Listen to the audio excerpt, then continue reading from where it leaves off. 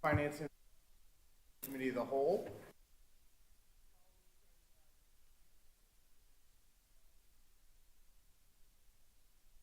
Beverly Public Schools and folks from Essex Tech. So I want to say thank you for both for being here and for all the work. This is a big part of our budget, $81 million across the entire city budget this year to education. So welcome. Also want to welcome other members of the school department staffs and school committee members, Visnick and President Abel for being here as well, and Paul Manzo from the Essex Tech School Board. So thank you. I think we had planned on starting with Dr. Riccio, if you are prepared to do that. Sure. Thank you, with you and Mr. Manzo. Oh, I'm sorry. You want to keep Either your way, I distance think from this actually group, works, really. wherever you're Keep my comfortable. distance. Yeah. Come on Welcome. up. So I just wanted to, I won't speak because Heidi has all the answers to your questions. I just want to introduce myself. My name is Paul Manzo. I'm your representative to the Essex North Shore Agricultural and Technical School Board. And Heidi Riccio is the superintendent director of that school, and Marie Zimorowski is our business manager, but probably has a fancier title. What's that? But you probably have a fancier title than That's business fine. manager. I'm humble. So, Whatever. did you have something you wanted to start with, or just questions? I can definitely do a small intro. I would like to thank Beverly, or the city of Beverly, and Paul Manzo. He is a great person on our finance subcommittee as well as our school committee. So he certainly asks the right questions, which keeps us on our toes, and we're very appreciative of that. As you know, we are the vocational school of choice on the North Shore with over 1,800 students currently enrolled, with an additional 25 students coming on board next year. We have 17 sending communities, but we also serve 41 additional communities for the agricultural programs across 3 counties. And why that is important is that almost 400 of our students do not count towards our Chapter 70 funding, because that Chapter 70 funding stays in that community, and then we bill them out. So those students are billed twice a year. Unfortunately, we do have some challenges with receiving that funding sometimes. In particular, one city is refusing to pay, and so then now we work with the communities. So just so that you know the underlying other financial matters that go into our budget process beyond the actual budget process. Our budget, we have some key drivers, similar to probably Beverly and every community across the Commonwealth, is we were in teacher negotiations last year, which were quite challenging, but we were able to settle prior to June 30th, and that accounts for approximately 57% of our budget increase. And that's between steps and columns. 17% is approximately related to our capital, and this year we are celebrating our 10th year being in business as Essex North Shore, and with that comes some possible challenges, whether it's a rooftop that may go down, cooling systems. We actually have 3 cooling systems that we're working on correcting the challenges this summer with, which cost funding. And what's different between a city school or municipal school to a regional vocational school district is that we operate as our own DPW. So we hire our own, or we have our own on-hand staff to do all of the work that a DPW person would do. So all of the grounds, facilities, the plowing, we do not subcontract out the plowing, we do it ourselves. With that, obviously, comes the cost of equipment, which is quite expensive. We also utilize our students in the landscaping and arbor program in order to reduce the costs as much as we can. We did add $500,000 into our capital expenditures, which is obviously a change from last year. And how we were able to do that is we start our budget process in November and then carry it through into February. And we do update our finance subcommittee each month to see where we're at. Our departments receive a Google spreadsheet from our business manager. They create their wish lists, and then we start weekly meetings from there with our supervisors, administrative team, and directors to determine what is necessary. In order to get to the 7.85 over last school year, we did make cuts as it relates to instructional supplies. So most of the programs we level funded. There were a couple programs that we could not level fund due to the cost of materials. Running a vocational school with plumbing and copper and metals and even plywood being 4 times more than it was 4 years ago has a significant cost factor. But we have been very creative as it relates to donations of materials as well as private and competitive grants. So we're very proud to announce a little bit more than what is in your budget book. So at the time of printing, it was done in March. So as of March, we printed this document. So since March, our total competitive grant funding and private grant funding totals $7.07 million. And we believe that it's those grants that we go after every penny with the intention of reducing the budget as much as we can onto our sending communities. We are the second most affordable vocational school in the Commonwealth of Massachusetts, which we believe is because of the hard work of our dedicated teachers, staff, administrators, school business administrator, who has no problem telling the superintendent that she can no longer spend money in March because we're watching our budget. And so with that, we are quite successful in having some excess and deficiency, which again is something different than a municipal school system. Any funding that is left over, it goes into an excess and deficiency, which we are able to use for capital projects. And we are doing that this coming school year. We do have a late 1960 building, Gallant Hall, which is on the south side of campus, and we do need a new HVAC system. So that HVAC system 4 years ago would have cost us approximately $1 million, and at this point right now, it's about $4 million. So we are looking at creative ways of funding that, including federal reimbursement. And so at this time, in your book, I can review the book if you'd like, or if you've had time to review it, I believe Representative Manzo did submit books to you previously, so I'm certainly open to any questions that you may have related to the budget and everything else.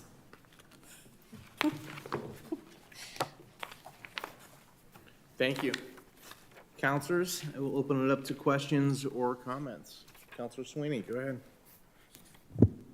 Thank you, Mr. Chairman, and thank you for taking the time to walk us through the overview of the budget.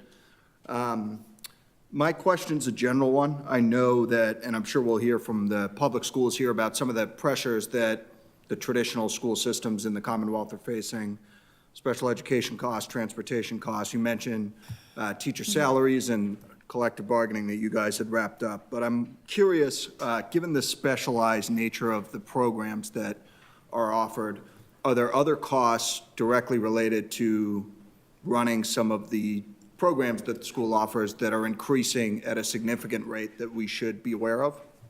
Thank you for asking that. Well, we do not have the challenges that a municipal school does as it relates to special education. However, we have seen increase of costs. For example, next year, we will have 3 one-to-one nurses, which traditionally in a vocational school is unheard of, and we have an increase of one-to-one paraprofessionals. Unfortunately, incoming grade 9 students, we do not know what their services are until they do a transition planning, which is done typically in June and throughout the summer. So any incoming grade 9 students, because of our blind admissions, if they do need a one-to-one nurse, that has not been budgeted. It's approximately $105,000. It's more than that if we contract out. And so with that, we have to be creative in what else then lets go. So we've been able to reduce staff without reducing staff because we're not going to replace some of the retirements in order to do that. But additional costs certainly is the cost of materials. We're looking at copper, wire for electrical, food in and of itself. Unfortunately, some of our families go without food just because of the cost of food. So imagine duplicating that for our culinary arts program, where their job is to really prepare them for the workforce. Some of the lighter programs, like information technology, we call it a light program because it's an academic-based program. So really what you need is the technology to change, and that technology is every 3 to 5 years. So the consumables, the instructional supplies, is really where kind of the costs have increased significantly. In addition to that, the cost of maintaining the equipment, we have a multi-million-dollar machine technology program, and with that, each year, that multi-million-dollar shop, all of that equipment needs to be maintained professionally. So while our teachers and students learn that technician piece of it, it's definitely basic entry level for those students, and it's really about that overall maintenance. I can give you a quick example in our auto collision shop. Each year we have to get the spray booth maintained, and that one maintenance is about $5,500. In the auto tech shop, each of our lifts, as you can imagine, it's a hydraulic system, and if a car falls on somebody's head, we'd have much larger challenges than just maintaining. So we have to make sure that that equipment is maintained as well, and it is signed off. And those are just 2 small examples that we're looking at. Okay, those are helpful examples, so thank you for outlining that. The next question that I have is another general question with regards to enrollment. Could you, at a high level, walk me through, like I know you guys have students coming from a handful of different municipalities, and it's something where in Beverly we've seen an increase in the number of students each year that have been going to Essex Tech, which is great, and it speaks well of the programs that the school is offering, that it's attracting such a level of interest. But because the budget's increasing so significantly for Beverly's portion, that's kind of piqued my interest in learning more about the enrollment admissions process. Could you walk me through, do you guys take into account proportion of students from towns or from each town in the district? Does that come into account, or are there other factors that you look to as opposed to where a student is coming from? Sure. So in the Commonwealth, only about 4 regional vocational schools have a minimum allotment, not a maximum allotment. And so, for example, Shawshene Tech has a minimum allotment. If they have satisfied that minimum allotment and there are extra seats available, those extra seats would go to another community that needs those seats. We do not have that. We do not have a regional agreement. We have what we call bylaws, which is a step above a regional agreement. And we look at that periodically. I believe it's every 2 to 3 years to see if we need or want to make any changes. Over the last 5 years, we created a admissions subcommittee, and that was for twofold. One is to look at our communities from an equitable lens to see, are we attracting, or are kids that are non-white or ML, our ML newcomer population or our special education population are getting in at that same pace? And so with that, and Representative Manzo is also a part of that community, or that subcommittee, and we've made some changes to the admissions policy because of that. And then we have also seen we've been quite successful in meaning that when we first started this process, we had 3% non-white, and we're at now 20% non-white. So we do believe that the work of the subcommittee has really made us look at that data. We also have a really great dashboard on our website. And if you just do Essex North Shore Admissions Dashboard, you can disaggregate the data not only by our sending communities and out-of-district communities, but you can isolate Beverly itself, and you can look at patterns.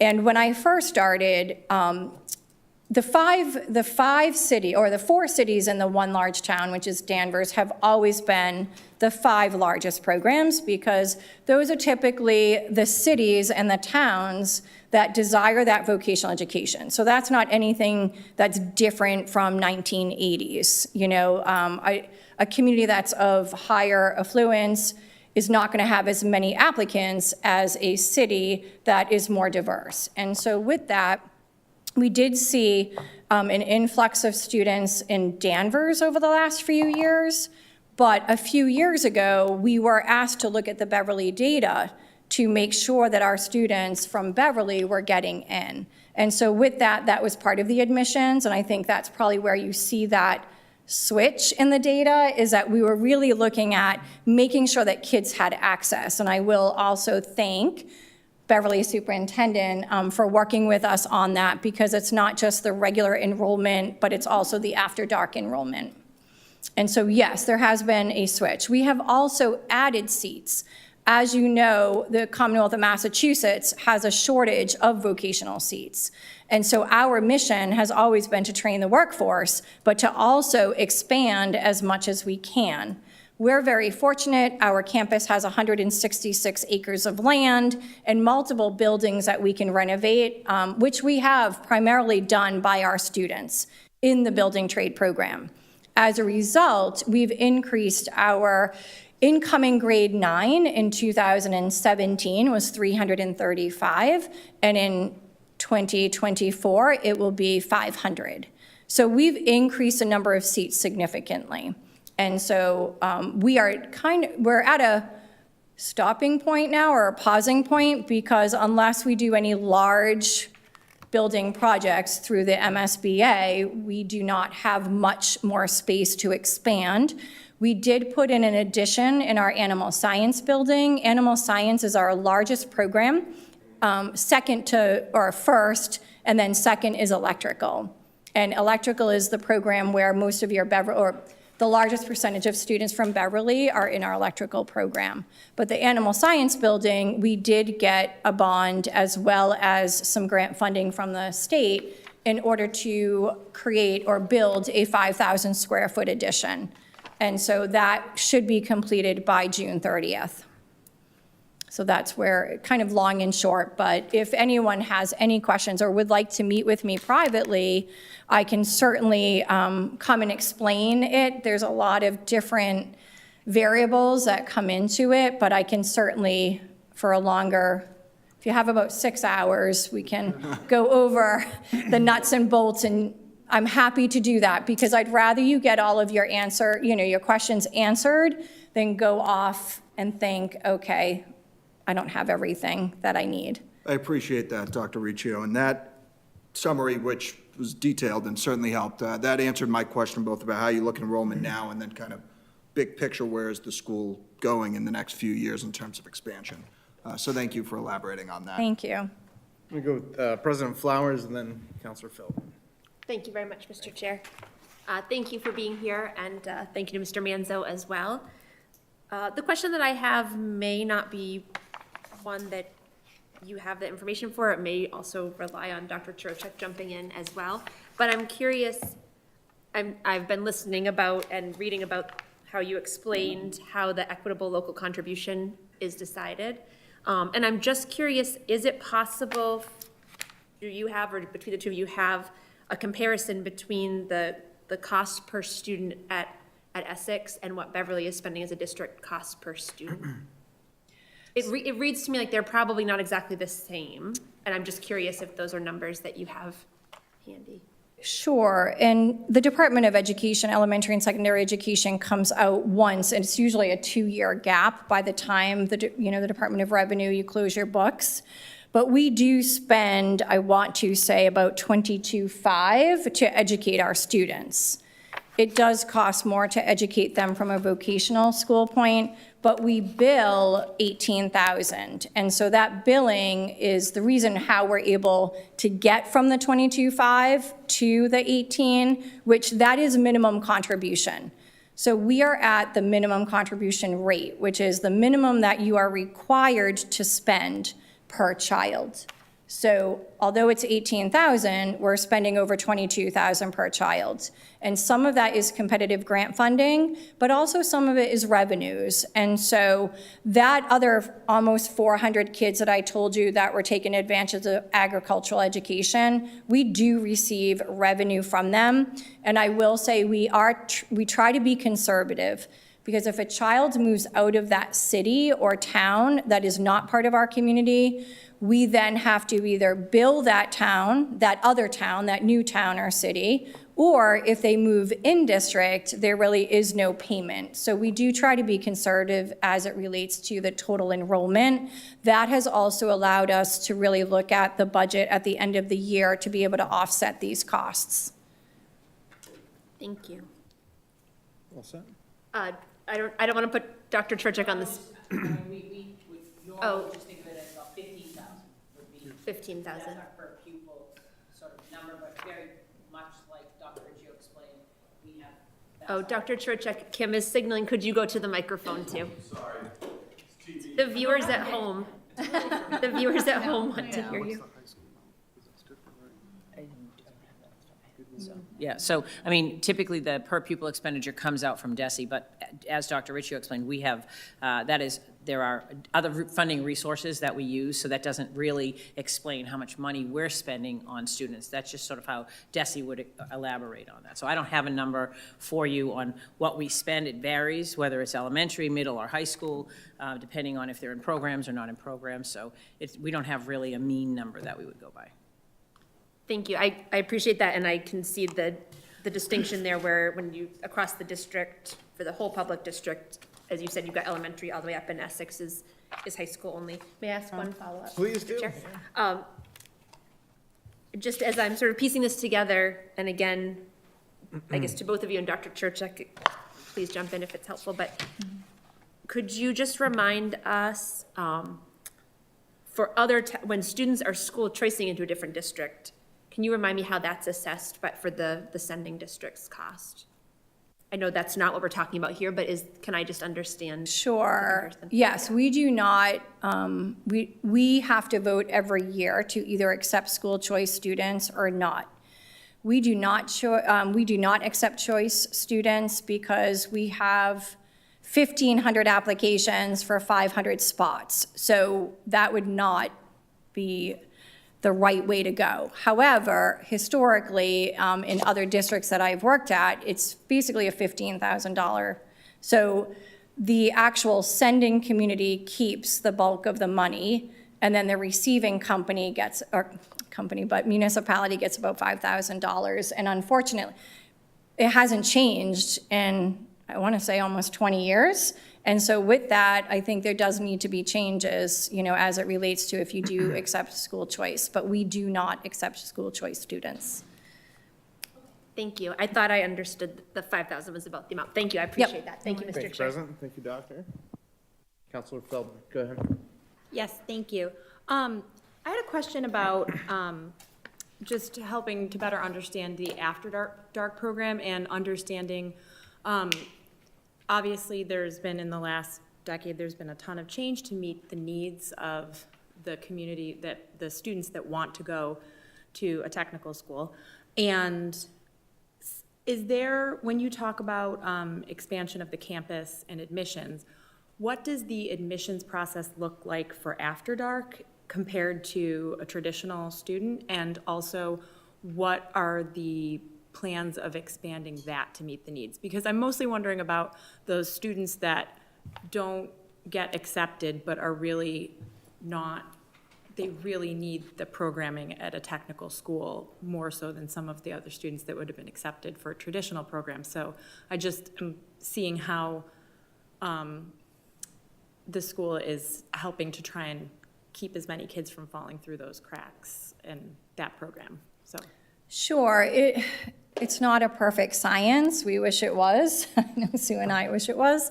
But the After Dark program, Beverly was the second district to sign on to the Beverly program, second to Gloucester.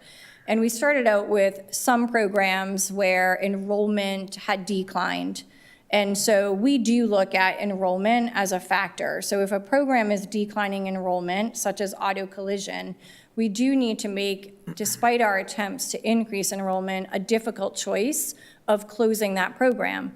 Because from a cost perspective, if there's a program like electrical that has 70 grade 9 students that would like to be in electrical, but we can only take 36, we need to look at that realistically and say we may need to hire another teacher. And so with the After Dark, we've had some shifts in the programs, one from an enrollment perspective, but we also welcome, we have had actually 2 of your students, one in plumbing and one in advanced manufacturing, that started out at the After Dark program and came to us and said, can we come here full-time? And we think that's great. And so they ended up enrolling full-time. We didn't get the money for them. Our money was already, because what we looked at was what's in the best interest of this kid. And I will say that they were brothers. They happened to be brothers. And one of them came to the the Nighthawks program at night. Our plumbing student came to the Nighthawks program. And then the advanced manufacturing student just graduated, and he is top of his class. He was number one, hands down, in the machine shop.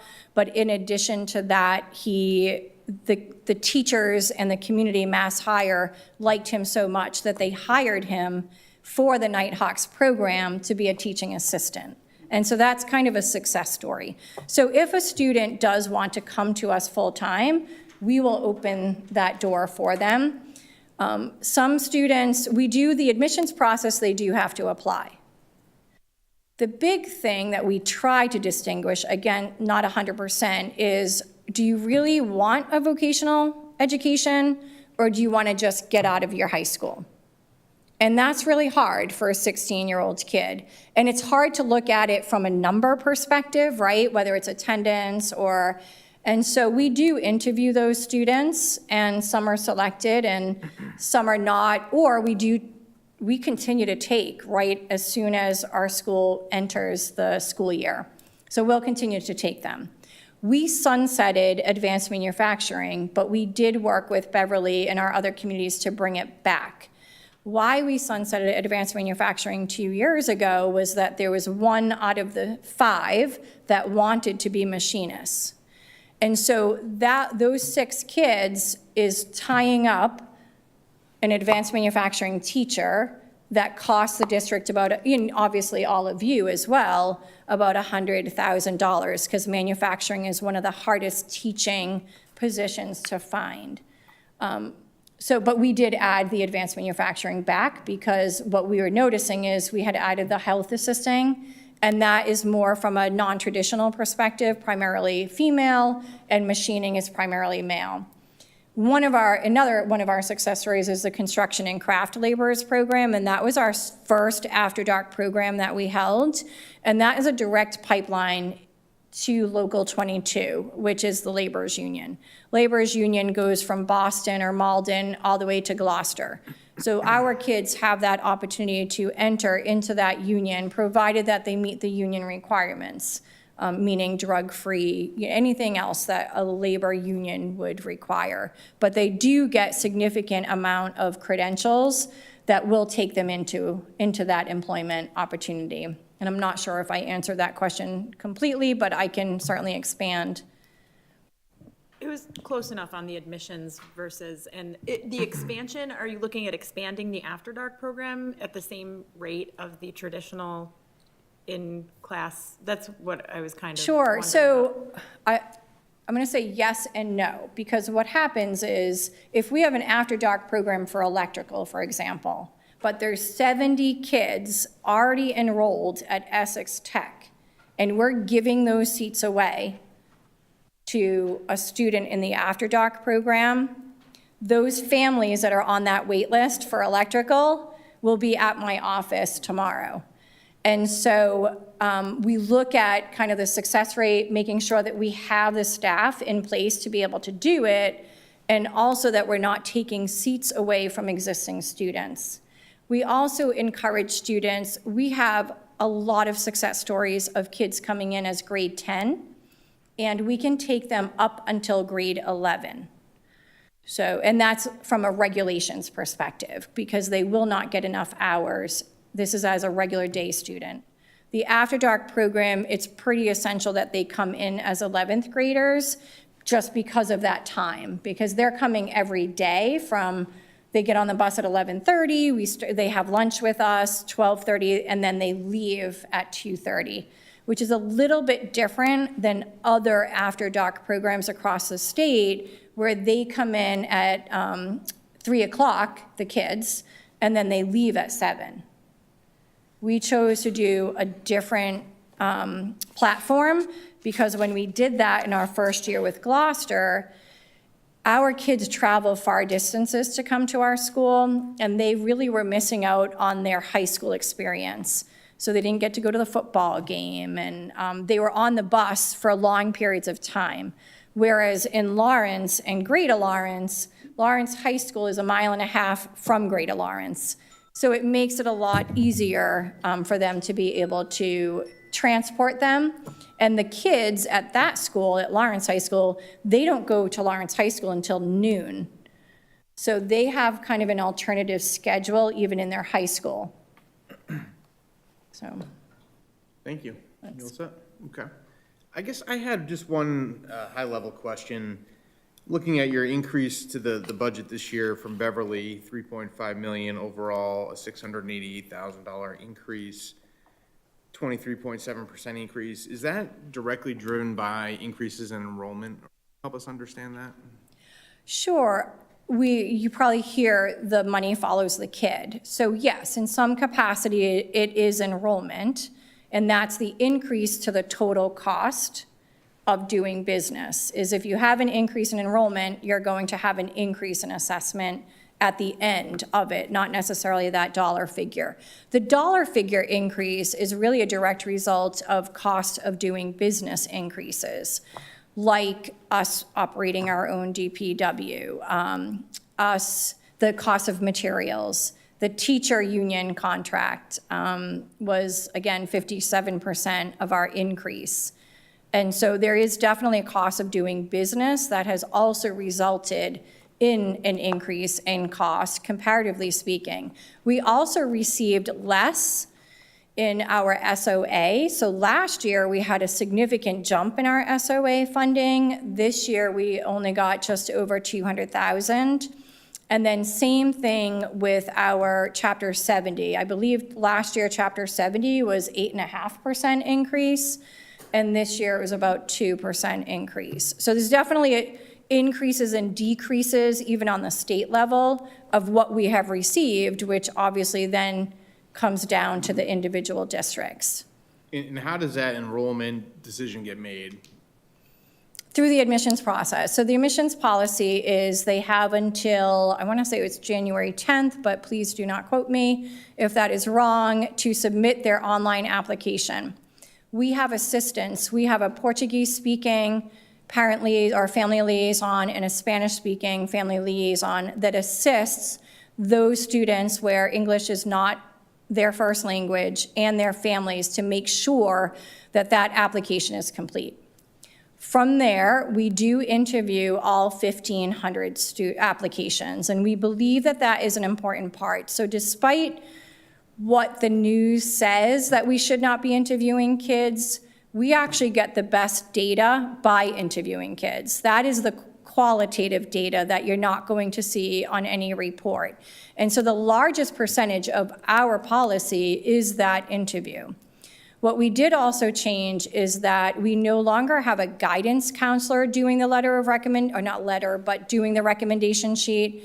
We allow that applicant to ask any adult in that building.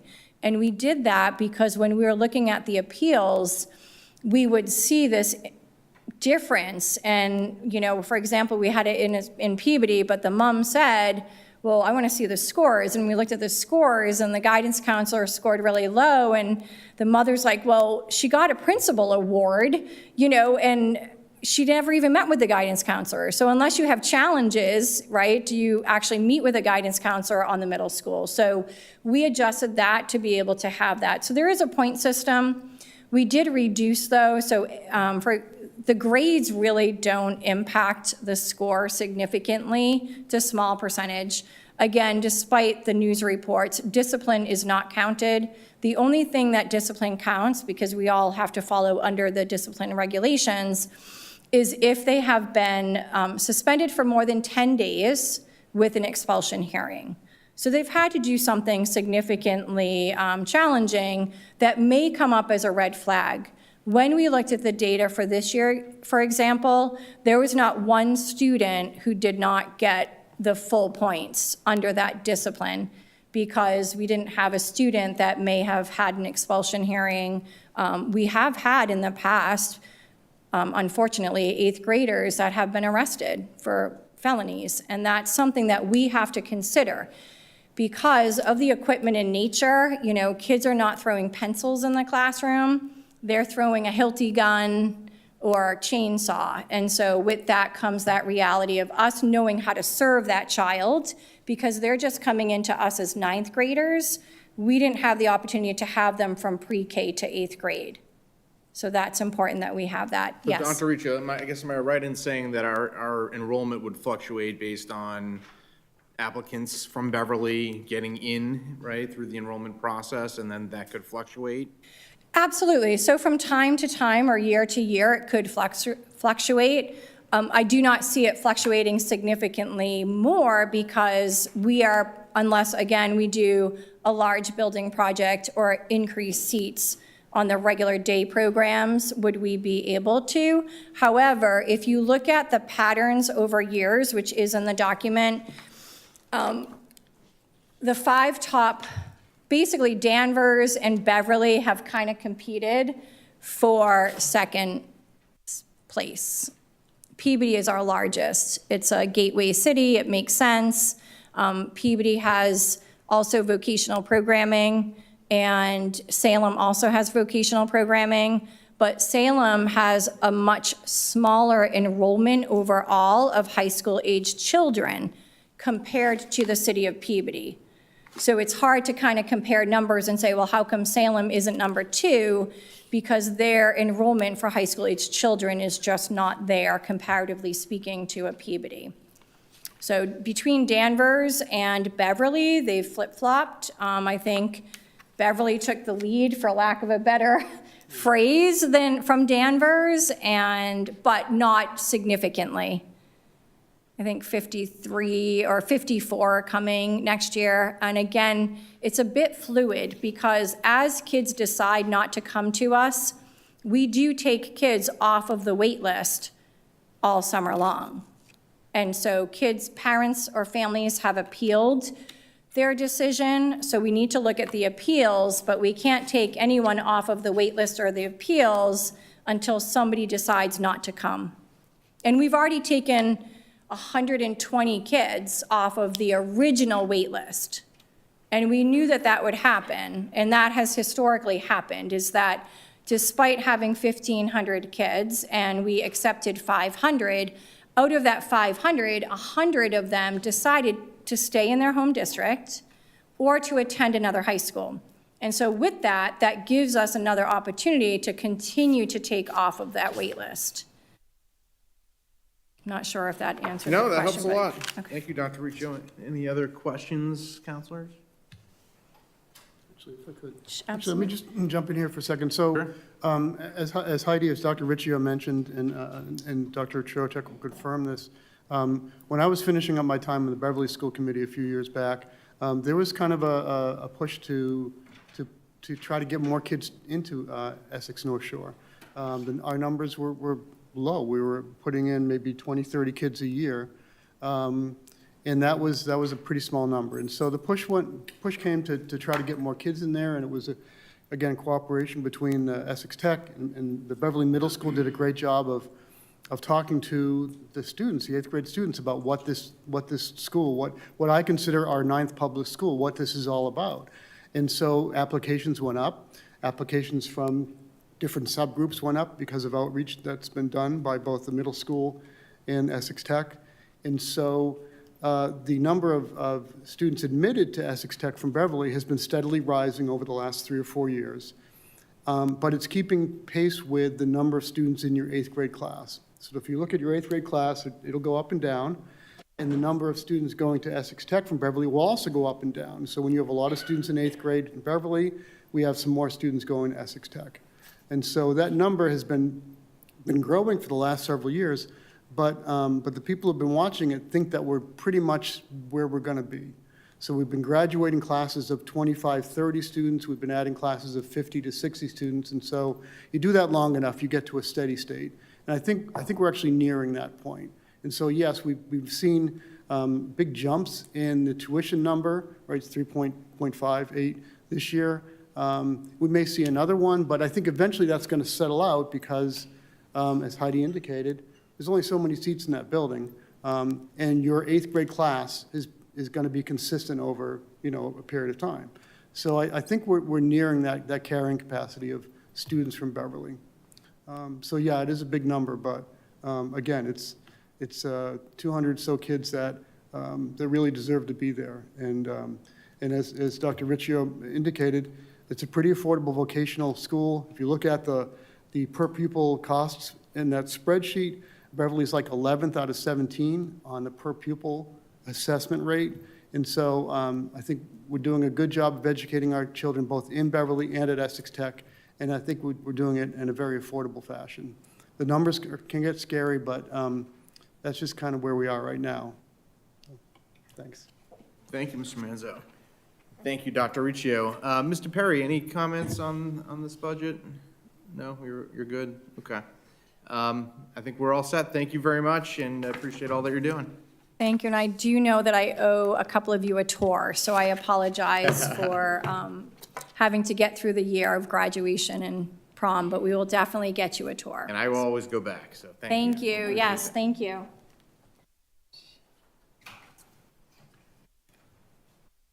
Yeah, that was good. One second. Take your time.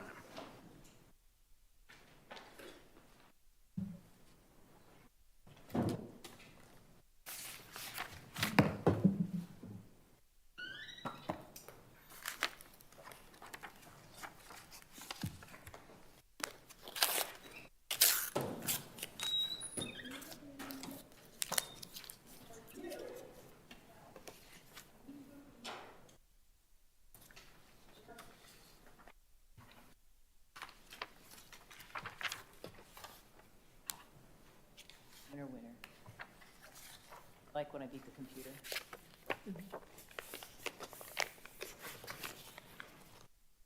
Thank you, Dr. Trotrick. All right, thank you very much, and thank you for having me.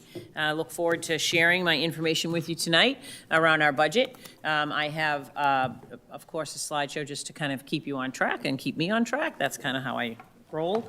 So I just wanted to start off. You'll notice that we put our mission and core values at the top of everything that we do. It's important we always keep in mind what we do and why we're here. Our goal is always to make sure that we are preparing our students, pre-K all the way through 12, for what outcomes they need. And so we always try to make sure that we're accentuating that to everybody. And my goals, the goals are up here. These are new goals, our new district goals. We recently passed a new district improvement plan. It's a 3-year cycle in the Beverly Public Schools. We have not changed course drastically. Many of the goals are aligned and similar to some of the goals that we had previously, but really just sort of moving forward a little bit. In part, one of them, designing our equity continuum, is a continuation of a goal that we had earlier about fostering a positive school environment, but really looking at diversity, belonging, inclusivity, and on the road to equity. We have a goal this year for empowering our educators with high-quality professional development and goals around innovative practices. And so tomorrow night, our schools will be coming forward in front of the school committee, the Curriculum and Instruction Committee, to talk about their individual school plans, but everything builds off these. We look at this as our building blocks, and along with our budget, we make decisions about budgeting. We always try to keep in mind what are our goals, what are we trying to accomplish, and what resourcing do we need to have in place so that we can achieve those goals. In addition, whenever we begin the budget cycle and we're talking about budgets, we start with priorities. I meet individually with school committee members throughout pretty much November is when we start our process, and look at what are they articulating as priorities for us to kind of keep in mind as we move forward through the school year. So this year, these are some of the priorities that the school committee identified that we wanted to make sure were at the forefront of decisions as we made them. A lot of them are not unexpected, things that we look at, but in particular, looking at our transitioning from ESSER funding. You'll hear me mention that a couple of times. I know we're all aware that ESSER funding ends on September 30th. This year, and it's been a resource and revenue stream that we've had that we've taken great advantage of over the past 3 or 4 years, but we always want to make sure that we're planning carefully so that we don't set ourselves up to have a real problem at the end. So that was a big conversation that we had, looking at, we used ESSER funding heavily for our technology and our infrastructure. We used it for curriculum purchases, new curriculum, but along with curriculum came licensing, and we looked at some capital expenses that we were able to kind of utilize ESSER funding for. Within academics, we've had a very strong focus in the Beverly Public Schools on our math achievement, K through 12. A lot of work has been done in the area of math. COVID recovery being at the forefront of a lot of what we talk about. And also, we wanted to make sure that we were keeping our eye on academic supports that we had for students that required them. In the area of social emotional concern and question, to make sure that we have the counseling services available for students that need it. A continuation of our partnership with City Connects was a priority. And then in terms of fostering equity, we had a lot of conversation about different ways that we want to make sure we're moving that forward, looking at family engagement, looking at transportation, making sure that extracurricular opportunities are available for everyone. A lot of conversation about advanced coursework and who's able to access advanced coursework and how do we make sure that we're able to enable that for all students. A lot of work was done at the high school this year. We were designated an early college district, which is a great accomplishment by the high school, something that will really move forward dual enrollment opportunities for our students. Had also received a designation for innovative career pathways, which is another opportunity that we have that opens up access for our students. And then always, as we are looking at diversity, belonging, inclusion, and equity. So those are the priorities that were established by the school committee.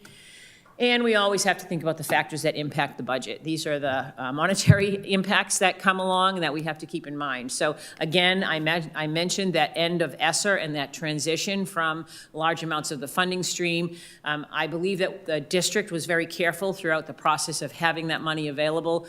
Also very transparent. We always prioritize coming and making sure that folks were, and we thank you for your partnership over the time, the 4 years that we had it, and the conversations that we were able to have about how we were utilizing our funding. I'll have more on each one of these as we go forward. Chapter 70 funding, you heard Dr. Riccio mention it. That's always an impact and a conversation for us as we're building our budget. Looking at the impact of health insurance increases and special education increases. Looking at our enrollment and making sure we're making adjustments to our staffing based upon the enrollments that we have. And then finally, contractual obligations. We are in negotiations. They're in process with our Beverly Teachers Association units A, B, and C, which represent our teachers, our administrators, and our paraprofessionals. So I'll go briefly through each one of these with just a little more detail for you so you can follow through. First is that, as I mentioned, ensuring a smooth transition as we end ESSER. Dr. Flaherty has a really nice saying as we sit in her office and look out the window, and she'll say, "People, the orchid is drying up. We're not going to have quite as many apples as we've had over the past few years." So we know that we utilize that funding in a variety of ways.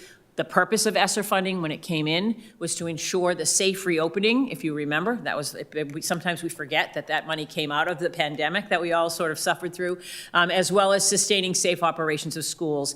And with that, making sure that we were meeting the academic needs that definitely were impacted for students throughout the pandemic. These are some of the areas that we focused on with our ESSER funding.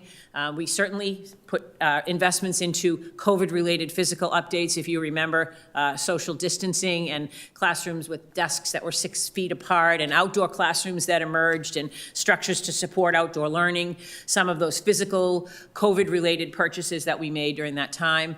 Social emotional program, we invested heavily in taking a look at our counseling staff and what we would need to kind of continue to meet the needs of students as they were kind of in this unprecedented experience. We also capitalized on the use of these ESSER funds to procure high-quality curriculum materials for our district. Virtually every core content area was working on textbooks out of that were 10 years or older. We had a great opportunity with this to put together a cycle of curriculum to take a look at each curriculum area. We procured new curriculum materials in English language arts from pre-K all the way up through 12. We procured new math curriculum materials pre-K through 12. We looked at science materials and procured, we're in the process still of examining some of those. We procured social studies curriculum materials for all of our grade levels, and we procured world language materials for all of our grade levels through our ESSER funding. So it was a really great opportunity to rehaul what we're doing and how we do it. We established our City Connects partnership. I know we've presented to you a number of times on the benefits and the opportunity that we have with our City Connects partnerships. We strengthened our technology and wireless infrastructure, not only to support more devices that were in use throughout this period, but also to expand it so outdoor learning spaces and outdoor learning areas had wireless access now that could really promote some of that time outside and the use of some of these outdoor learning spaces. We utilized it for contracted services and professional development for our teachers, opportunities just for professional growth across the board. We utilized it for summer programming. We had an opportunity and expanded off of the Mayor's Literacy Program and included grade 4. So we offered for the last 3 summers a grade 4 option at the Mayor's Literacy Program, which was a new addition for us, as well as we have initiated I think they call them tiptoeing into kindergarten. So at many of our buildings, we have open opportunities for our kindergartners to come in and experience school, especially those that might have some trepidation. So it's a really nice opportunity for that. Great start off to their school careers. And we did definitely use it for some support staff positions, which you'll hear me talk a little bit more about. However, the bad news is that funding for ESSER ends on September 30th. We wish we would have more years of ESSER funding. We know we could do more with it if we had it. However, we believe that throughout the whole process, we were very careful and transparent that things that we were funding with ESSER funds would come to an end when the funding came to an end. Oh, that was too far. Another area is Chapter 70. You heard Dr. Riccio mention this. Beverly is somewhat on a roller coaster, along with 80 other communities in the Commonwealth who have similar demographics and are stationed much like Beverly is as a municipality. In FY22, we were a minimum aid district, which meant that we received $30 per pupil for our Chapter 70 money. Then the Student Opportunity Act formula came in. It was a phased-in process where they looked at various factors, including economically disadvantaged students in the district, English language learners, other portions of formula and the way that folks were categorized. And in FY23, we saw a huge increase in our Chapter 70 money. It was an incremental increase of $559 per student. So that increased our Chapter 70 money by $2.5 million. FY24, not quite as much. We were not a minimum aid district, though. Some of the formula still worked in our advantage. We changed groups or moved around. $305 incremental increase per student for $1.4 million. However, this year, we were back to a minimum aid district. And so right now, as it sits in the Senate budget, that number would be an incremental increase of $491,000. So that's just the Chapter 70 roller coaster that we've been on. I wish we were getting $2.5 million incremental increases each year. That would be very helpful. So I just wanted to share that, as it definitely has an impact on our budget and budget preparation. Continued increases in expenses. So you know last year, these two are not new, same 2 areas that I talked with you about last year. When we had a health insurance increase last year of 16%, we had to absorb that into our budget. And the anticipated increase this year is 6.5%, but we contribute 80% to the cost of our HMO plans and 75% to the cost of indemnity plans. So this year, the increased cost to the district will be $668,000 for health insurance.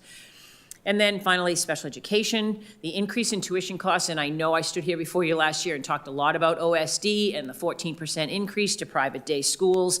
That materialized. We were forced to kind of absorb that 14% increase into our budgets. And again, that's a special education program, so it does not immediately have circuit breaker reimbursement attached to it. We won't see that until last year. We had to absorb that into our budget. And this year, there's an additional 4.69% increase on the OSD for private day, as well as our increase in public day programs, which ranges from 5 to 14%. And we're obligated to meet these increases. These are not optional. They're contracts. We have students that are placed. We have tuitions that we have to pay. And this budget assumes an increased cost for special education to be at $1 million. Bethany shudders when we say that. She would like it to be, we're being very, I don't know, is it optimistic, or we're optimistic that that's going to be the increase. We're a little concerned that it might be a little higher, but in building the budget, we felt like this was our actual number that we would start to build it with.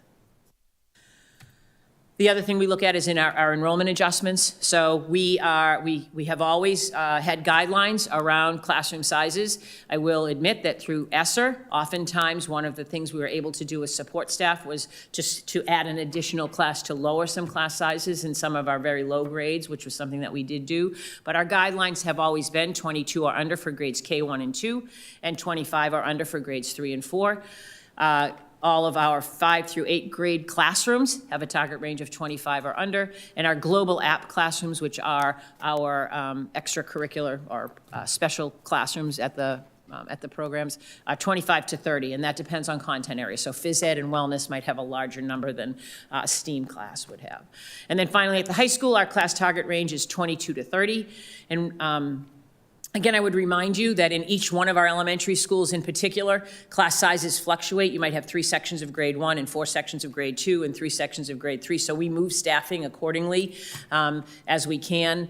And our classrooms that are close this year to any of the recommended guidelines, we're monitoring throughout the spring and summer. Right now, none of them are exceeding the classroom guidelines. But we'll keep a very close watch on that. There are some neighborhoods that are a little more transient than others in terms of turnover of folks coming or leaving. And so we'll keep our eye on those classrooms to make sure that they don't exceed the guidelines by a lot. And then finally, at the high school, we're working really hard on the scheduling to kind of maximize our efficiency around scheduling to make sure that we are phasing out some of the low enrollment classes. So again, there was a lot of flexibility in the past few years that some of our classes may have run at low enrollments, but we're not seeing that. We know that we need to kind of have a tight budget on the enrollment numbers. So in terms of ESSER staffing adjustments, I told you at the beginning, there were some support staff that were funded through our ESSER grant. And those were, throughout the whole process, we were very transparent and very clear that these were positions only as long as ESSER funding was available. And so this year, in our final year, there are some positions that will no longer be funded. They include 9 pre-K through 4 positions, 4.2 middle school positions, and 1 district position, which is the elementary librarian. And then finally, our contractual obligations. We have settled our agreements with 3 of our 4 AFSCME units. We're currently in negotiations with units A, B, and C, which represent our teachers, administrators, and paraprofessionals. And the city is also still in negotiations with the custodial unit of AFSCME. It's a complicated arrangement, but the city does the negotiations and we pay the bill. So we're still watching that one as it goes. So this is what we have, our budget increase requested. We estimate an additional contribution from the city of $5,121,864. We are hoping that the Senate budget holds at $491,260 for our incremental increase for Chapter 70. And so the total proposed FY25 budget this year is $78,267,064. And just for your for a better understanding around Chapter 70, that's just the progression of the Chapter 70 discussion throughout the budget season. So that first $133,980 was in January when the governor's budget came out. That was the original number that we thought we were getting for Chapter 70. When the House Ways and Means budget came out, it went up to $464,464, and then now we sit at the Senate at $491,260. So we hope that will be the actual final, or maybe even more, but I don't think we'll see any more. So, so that leaves our appropriated budget, the FY25 city contribution at $63,231,323. Right now, the Chapter 70, again, Senate proposal is $15,035,741 for a draft budget proposal of $78,267,064. So I am happy to answer questions from anyone that has them. Thank you, Dr. Trochek. Appreciate that. Open it up, President Flowers. Start with you. Thank you, Mr. Chair. Thank you very much, Dr. Turachek. I may have missed it, but I was wondering, when you were talking about some of explain to us about Chapter 70 and the ups and downs that we had been in. Can you talk a little bit about, my understanding was that another challenge for districts like Beverly is around the Mass Health realignment and what that means in terms of, as families are. It sort of changed the certification, benchmark, right? And so this change in this certification is really what has caused for about 80 districts. If you were on that borderline so we were, let's just say, don't quote me on the exact numbers, 32.2%, and we dropped down to 31.9%, we dropped out of a group, and so you kind of moved below a threshold. So there was a change in the threshold that caused a number of districts. I think there were, and that same 80 that were minimum aid, then when the Student Opportunity Act came in, they sort of moved up. And the other factor is also inflation. So the inflation rate also has a huge impact on how that goes. And so that was another piece of the factor that caused us to sort of shift from a district that was receiving more incremental aid through Student Opportunity Act back down to a minimum aid district. Thank you. So it sounds like I'm correct in understanding that we're part of this sort of small-ish pool of districts that has really been subject to much. Yeah, well, not small, 80, which 80. there's only, I think, True. there's only 323 districts, so, you know, I mean, I think it's actually a majority of districts. It's pretty much suburban districts that are cities that have, a different makeup, that we're not urban and we're not rural, so it's kind of that bucket in between. So we've been experiencing that fluctuation. Yeah, well, before we never got anything in Chapter 70. When Student Opportunity Act came around, it caused some corrections for us in some areas because it looked at the number of English language learners, it looked at the number of students that were economically disadvantaged, and it utilized that inflation rate. And if you remember, the inflation rates for the 2 years of 23 and 24 really had an impact on that. Thank you. Thank you, Mr. Chair. Thank you, President Flowers. Other questions or comments for Dr. Counselor Bowman? Thank you. I know in some ways it may feel repetitive because it has been multiple years of talking about how the ESSER funds impacted services, but was hoping you could just talk about that transition now sort of out of ESSER funds in terms of any programs that we were able to make possible with that boost in funding to address COVID and related impacts that we are going to be able to maintain now, either because we've found a way sort of within existing budgets to make it possible, or found a way to keep programs or positions without added cost, or have found them valuable enough to absorb additional costs within the operating budget that we'll take forward from here. So I would say yes, yes, and yes, no. We were very cautious as we utilized the funding, but by the same token, you don't want to have funding resources available and not use them for the purpose for which they're intended. So a majority of the positions were positions that were designed as interventionists, as folks, so 2 additional reading teachers at the middle school. And at the elementary, they each use theirs a little differently, whether they used it as a special education teacher or as an interventionist, but they were really just an extra opportunity to provide more supports. We hope that a lot of the work that we've done over the 3 years have mitigated the negative impact academically and socially for a lot of our students. And so so there's an absorption there of hopefully less need. And then as well as there were certain positions throughout the process that if we identified that that position was crucial, we would either look to how do we absorb it into the appropriated budget. Often when you bring something in, you find out that you've duplicated the effort. And so if you have 2 positions that are doing the same thing, making the decision around which one is working within the system or which one, is one that, we can absorb the responsibilities of that position into another position. So I think it was a combination of all of those things. We really did try to not have a lot of staff on the budget, on the ESSER funding in this last year. There are some communities that I think are struggling with 40 and 45 people that were on it. That was just an intentional decision that we made early on, that we did not want to have this cliff at the end of ESSER. So I think that was very helpful. One of the areas that we found to be a challenge for us as we end ESSER is that with the wonderful curriculums that we were able to purchase, they all come with licensing. And so you used to buy books, and you'd keep the books for 15 years, and then you'd buy new books. But now you buy a program, and it's all digitized, and it's on, everything has a license that goes with it. And so setting up a schedule of license renewals. So the ELA licenses are going to need to be renewed in 26, and the math license is in 27, so that you don't have it all hit at one time. That was a challenge. We made some adjustments within our appropriated budget, and we also have a plan for continue to increase, looking at our technology portion of the budget, because we also are still benefiting from there are still a few programs out there. There's a ECF, I don't know the letters. They give you money for technology, and we're still kind of able to kind of capitalize on those. They were all part of COVID funding and part of the federal money that came in. So we have a plan to make sure that we get to a safe, leveled funding for our technology, so we're not looking at 12-year-old laptops at some point in time, or licenses that are all expiring in the same year. So that was one of the bigger challenges, even more challenging, I think, than the staffing. So. Follow. Thank you, if I can, there we go.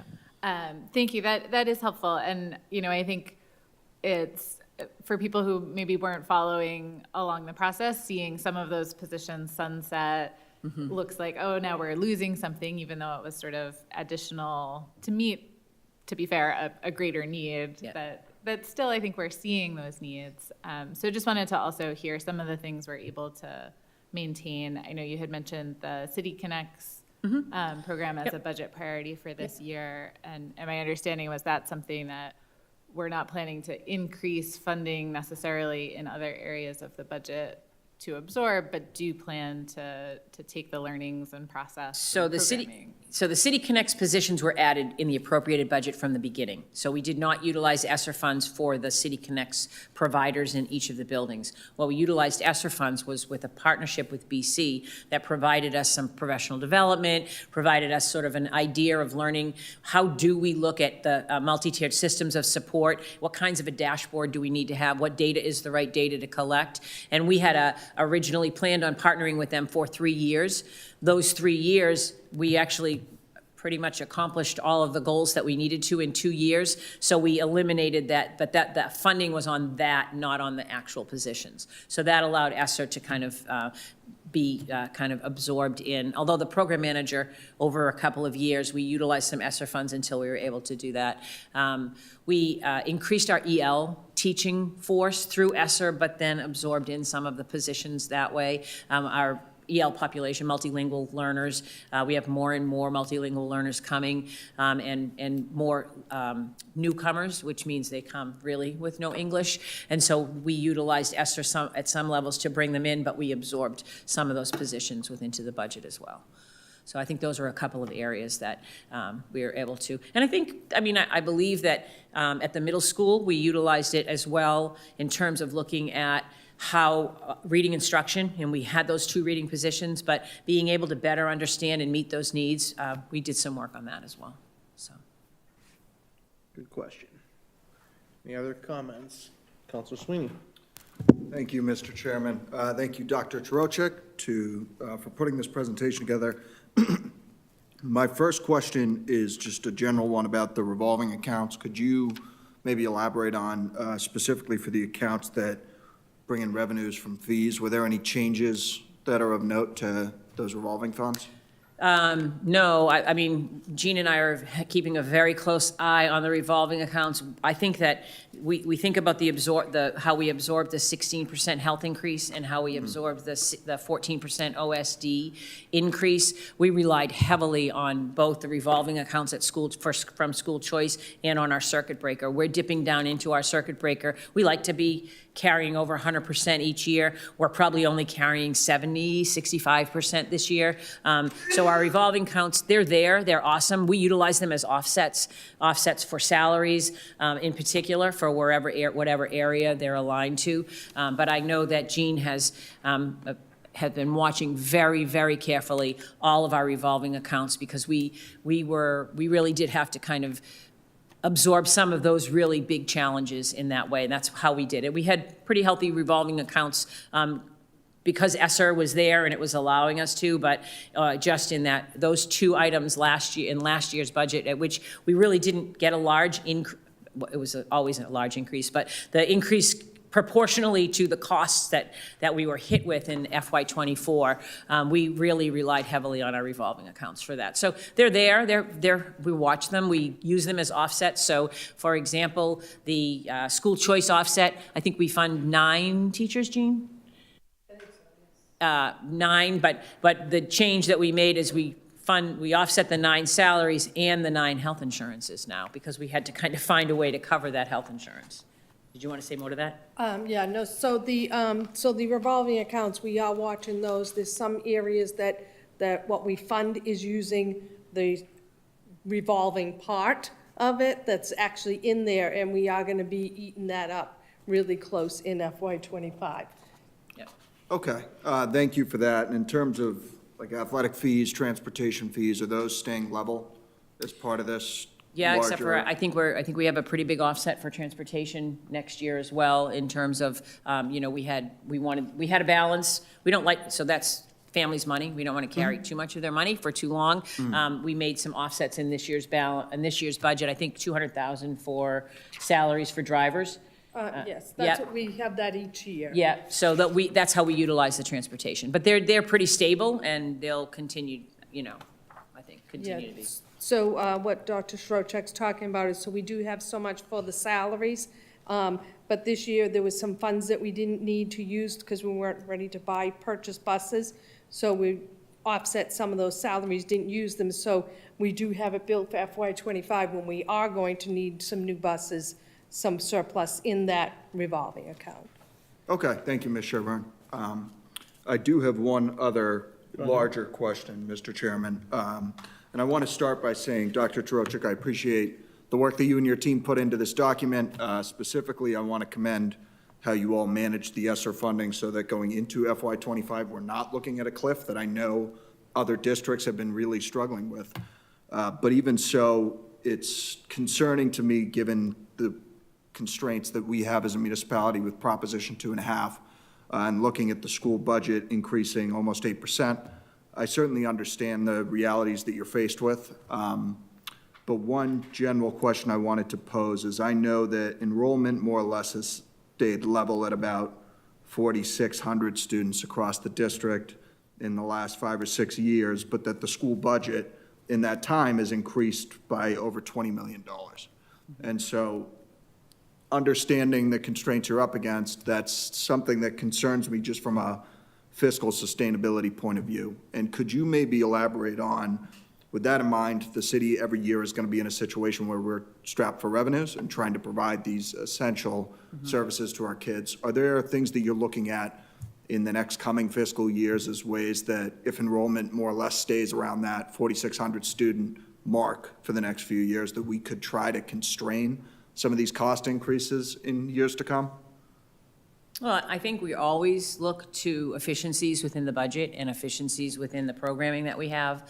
You know, I feel like one of the real opportunities we've had over the past few years is to provide some curriculum supports for our teachers within the buildings. Beverly went for a very long time.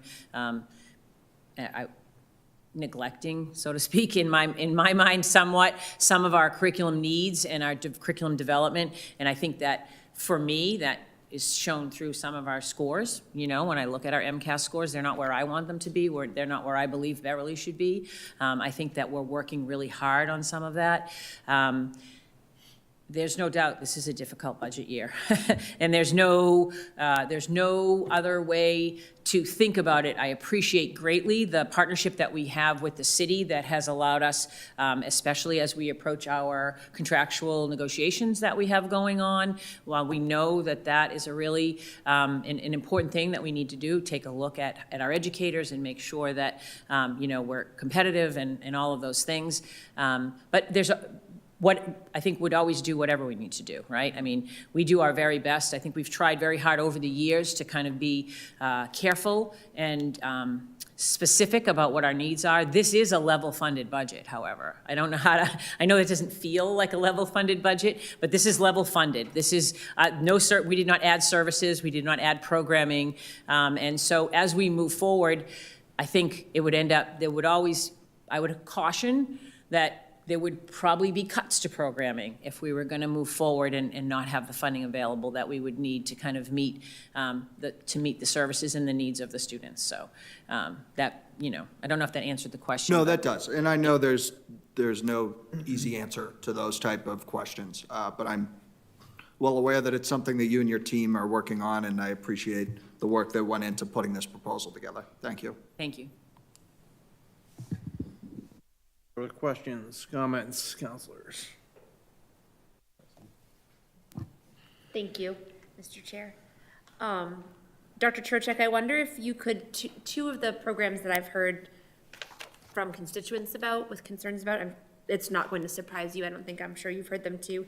Can you talk, I see them on the decrease by one list on page 6.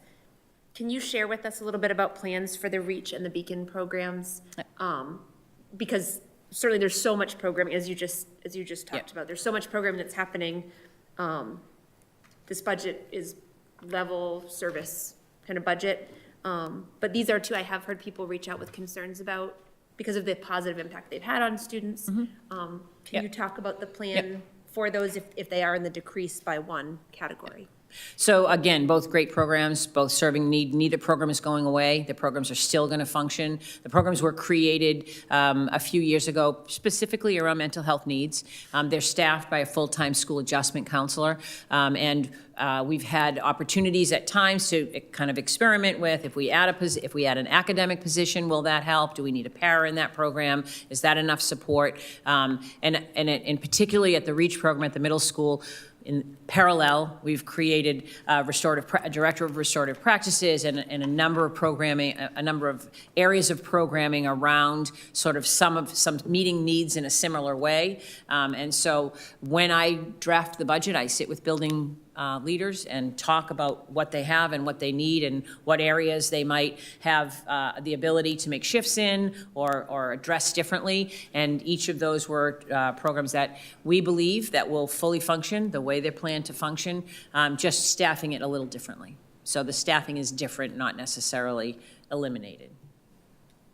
Thank you. If I may ask one follow-up. The director of restorative practices, I know that's, I believe that's in place this year, so it wouldn't be on the increase by one, but. It's increased just coming off of ESSER. I was gonna say. No, I think it's coming off of title, it's going, That was gonna be my question. It's a Am I correct in grant. thinking it's a Title I grant? It's a Title I grant. I just wanted to clarify my Yeah. understanding on that position. Thank you, I appreciate that. And just a quick comment, if I may, in thinking about the challenges, Counselor Sweeney asked about those challenges, you've talked well, I think, about them, I think we see and hear them. One thing that I've just been mindful of, that the ESSER funding reminds us that one of the struggles that municipalities are having is that the way that our federal support of our public schools is widely disparate, and there isn't strong federal support that's uniform. And so I guess what I've been thinking about that the ESSER funding reminds us is that structurally, the gaps that we see that the lack of ESSER is creating are real gaps, and it leaves municipalities like ours trying to fill in those gaps. And so this budget's not going to solve that structural problem, but I've just been thinking about the way that local municipalities are struggling with something that is because we're seeing real need that ESSER was helping to fill, and the lack of ESSER is reminding us where that backfill isn't coming from. So I've been thinking about that and appreciate that. I think as you say that about the roller coaster of Chapter 70 funding, right? I mean, if a 0.02% is going to change your funding drastically in 1 year, and how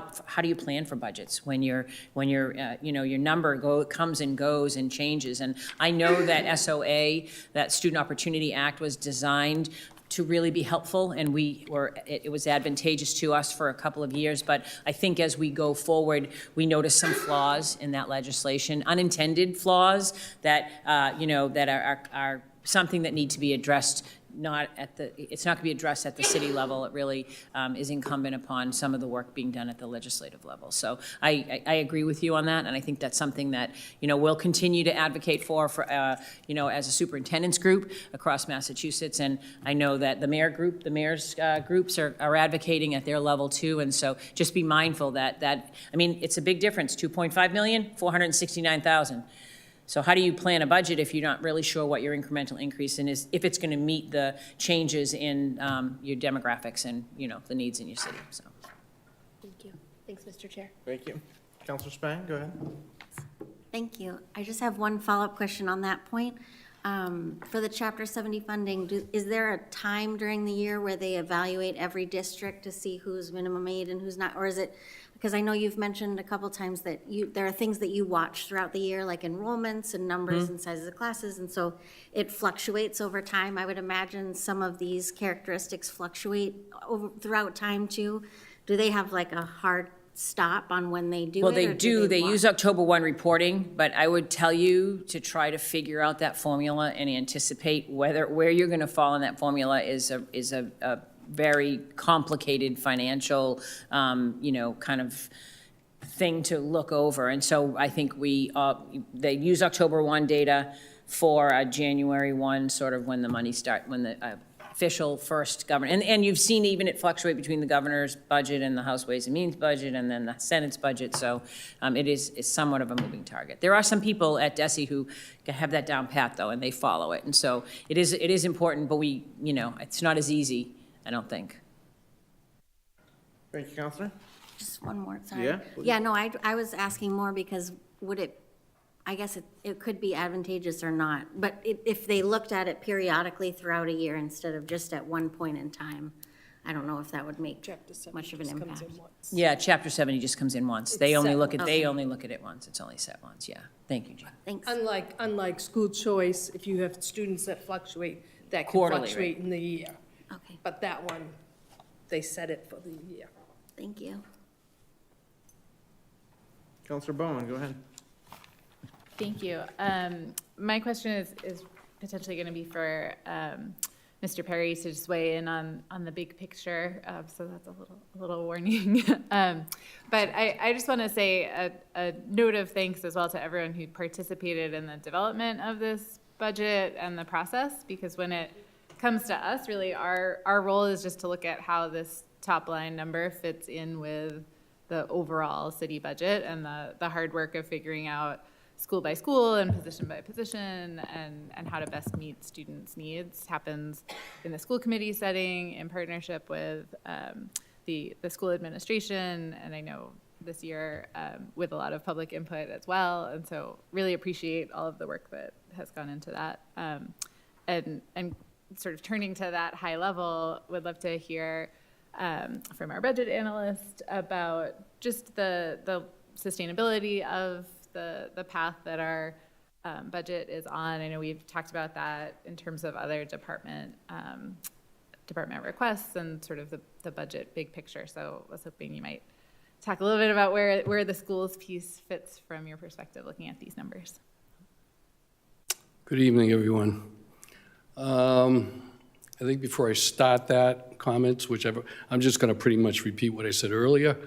I guess you want me to say it again, which is fine. But before I get into that, I think I'd be remiss I'm not sure all of you are aware of this, but this is from one bean counter to another. I wanted to inform everyone that Ms. Jean Sherburne is retiring next month. And I think on behalf of the city council and the whole city, I just wanted to let you know that and wish her nothing but the best in her retirement, and well-deserved. I thought that should be said, so.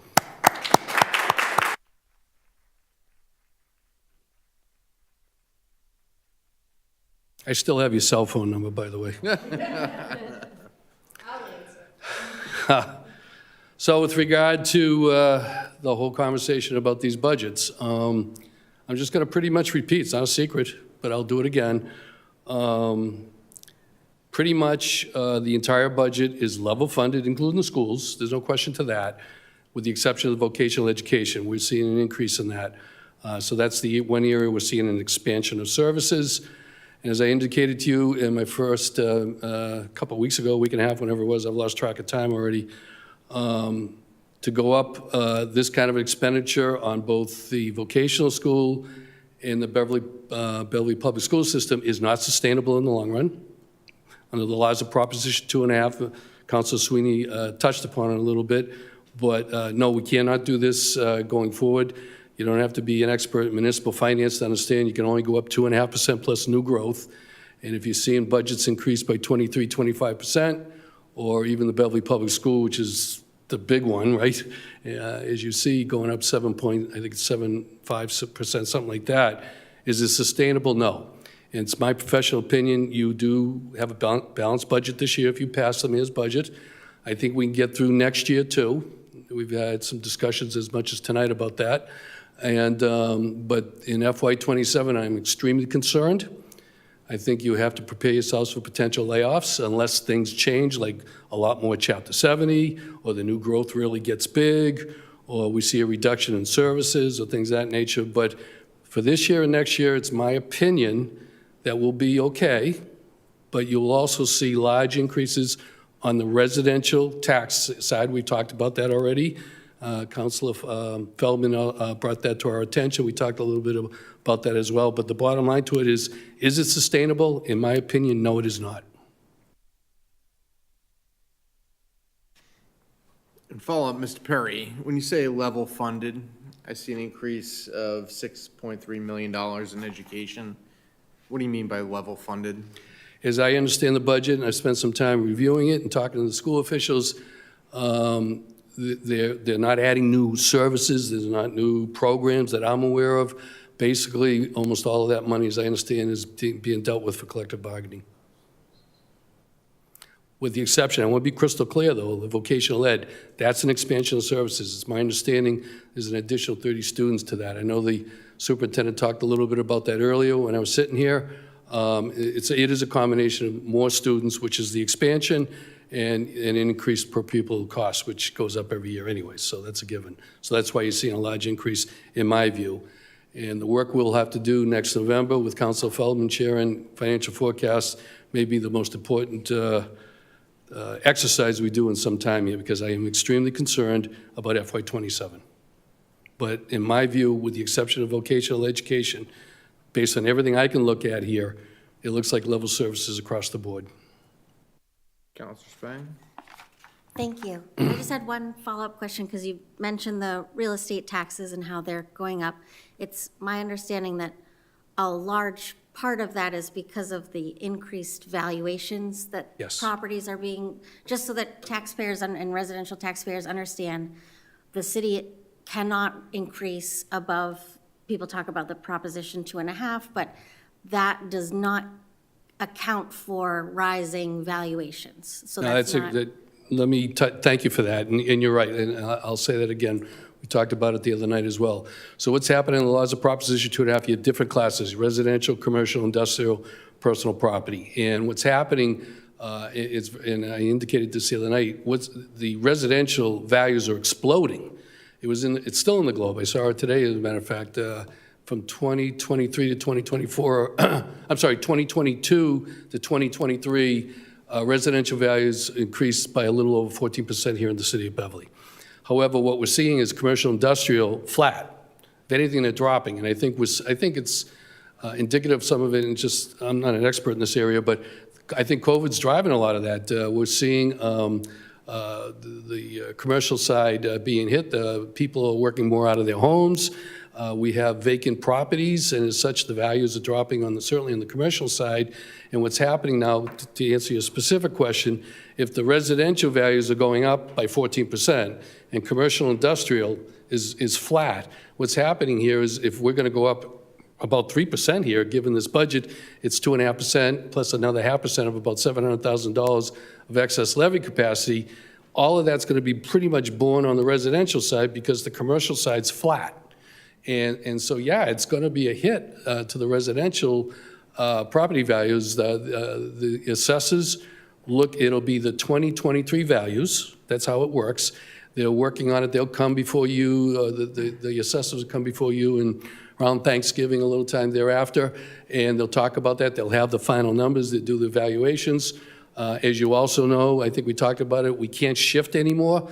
The laws of Proposition 2.5 allow you to shift some of that stuff over to commercial industrial, but we're at the maximum shift, so we haven't got that opportunity. So, yeah, I am concerned about that. Last year, I think it went up something like $399 on the average single-family tax bill here in the city of Beverly.